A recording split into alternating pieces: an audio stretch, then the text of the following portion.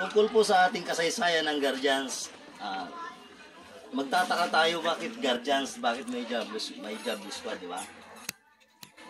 Umpisa natin, babasahin na lang natin dito sa nakasaad. Ano to summarize na lang ito. Yung pinag-iksi yung yung kasaysayan. Kasi kung babasahin natin yan, baka hindi natin ano oras na. Abot na nga 4 yan. Kaya yan. Sa kasaysayan ng Guardians, nakikita nyo sa atin ang kung babasahin. So, noong 1976, araw ng Huwebes Santo, si Sergeant Liborio M. Mangaw Jr. ay isang peace chief. Isang major siya. Kasama niya ang 11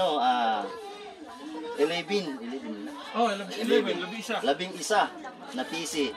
Nakaklase niya. Nakaisip ng jobless squad at Kidama sa south lugar ng Cotabato. Ngayon ay Maguindanao galing sa 12 katao, jobless squad. Ang isa ay walang tato. Ibig sabihin ng walang tato yung mga simit natin ngayon. May mga malalaking ID. Oo, yung mga auxiliary. Si Hangaw ngayon ay namamahala sa mahigit ng 70% na malakas kagaya ang AFP, PNP, BGMP at BEP. Pati na rin ang kasamang civilian sector. Yun, ibig sabihin may civilian na Kasi nung araw, lahat ito walang civilian. Simula lang po nung sa mga sundalo, yun, nandito na kalagay sa AFP, PNP, BJMP, yun lang ang kasali. Wala katulad sa atin ng mga civilian.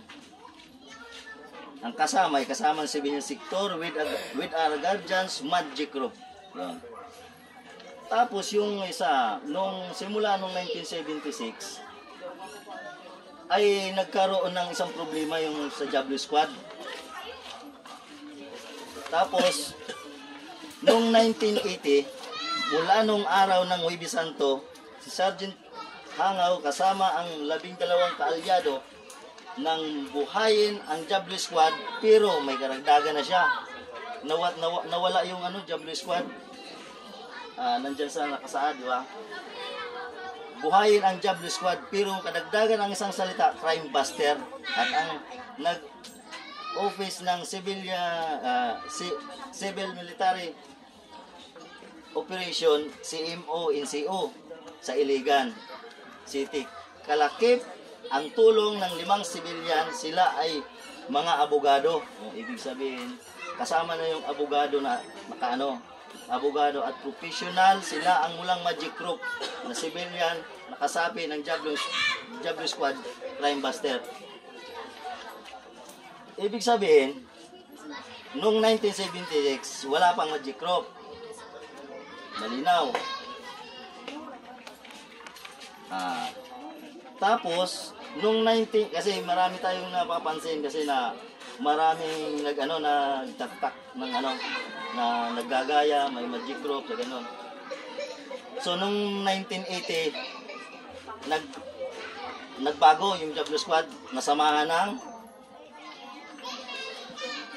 crime buster. Ayan, crime buster.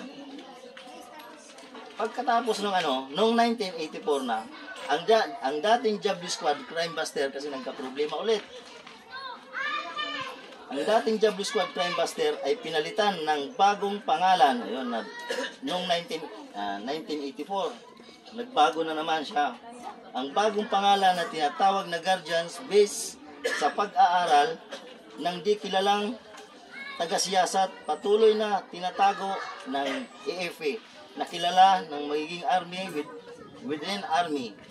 Ang lahat ng miyembro ng Guardians ay may marka ng tato sa kanang bahagi ng balikat at may sa pagitan ng hinlalaki at hinliliit ng daliri. Yun. Doon nung ikarga yun yung ibig sabihin na yung may tayo, di ba? May isang marking. Tapos mayroon ditong sa hinlalaki sa kaliwa JL at saka sa yung MG or rank pa na ibang. Bawat isa ang sangay ay